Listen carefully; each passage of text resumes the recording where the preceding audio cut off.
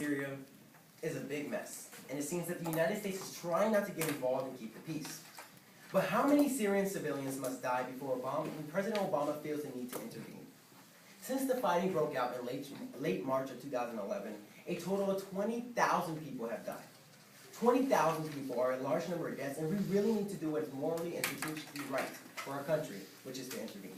First and foremost, the American intervention would diminish Iran's influence in the Arab world. Many people believe that Mr. Assad is against the ropes and about to break, but what they fail to realize is that he is not alone.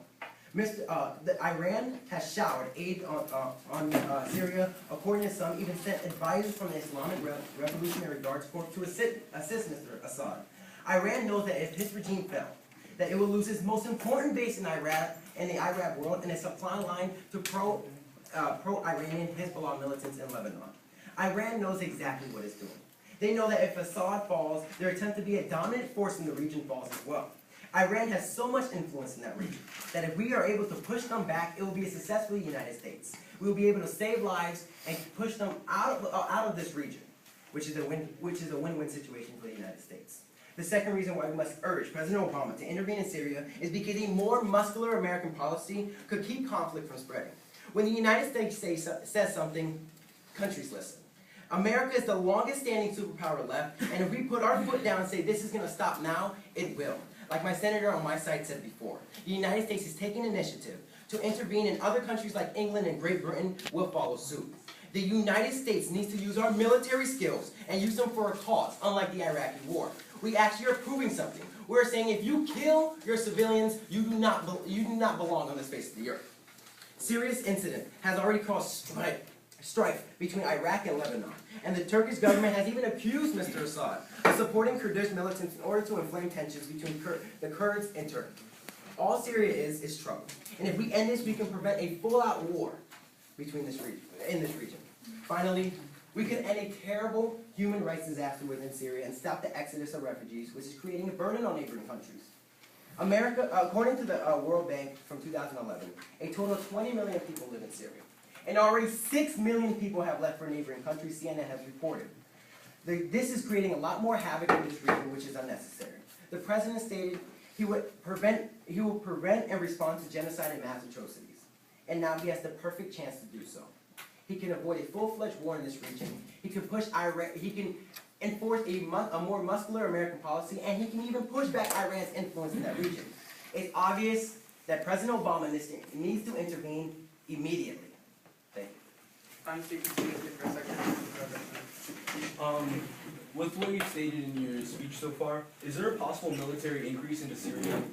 Restate the question. Would there be necessarily a draft and to increase the number of military within Syria to do something? Yes, but quickly. By how much? No microphone. Representative.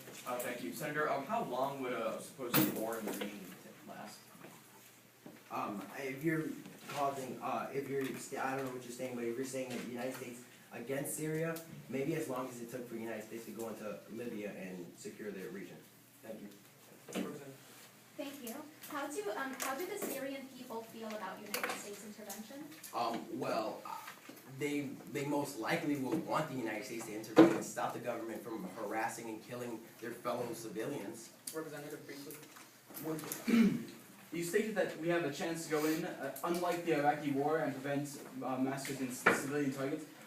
Is this not what stood us in the Iraqi war with Saddam's actions with the Kurds? Restate the question. Saddam acts against the Kurds against civilian targets, as we're seeing now. Is this not a repeat of what happened then? It is, but it is. The United States went into, we captured Saddam Hussein, and we captured him. And that's exactly what we should do with Mr. Assad. We should move in. We went into the Iraq war based on thinking that we had a nuclear facility in there. But we know that Syria doesn't. If we're able to go in there and push back Iran, it would be a win-win situation.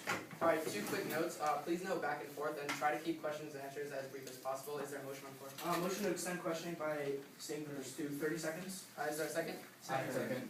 All 4. Aye. Nay. I couldn't agree. I'm just I'll going see to you first. rule that, yes, have it. We're now on for 30 seconds of additional questions. Thank you. Wouldn't intervening in Syria actually cause more deaths since the Assad regime was actually feel threatened by the American government? Well, if we move in quickly like we did with Libya, and we take out this government, it should not cause that many deaths. It's gonna be less than 20,000. What evidence do you have that the Syrian people actually want us there? Well, it's based on logic, actually. If the United States is trying to stop the government from killing its own people, which is dumb, obviously there will be for the United States intervention. Okay, question comes left, you can be seated. We're now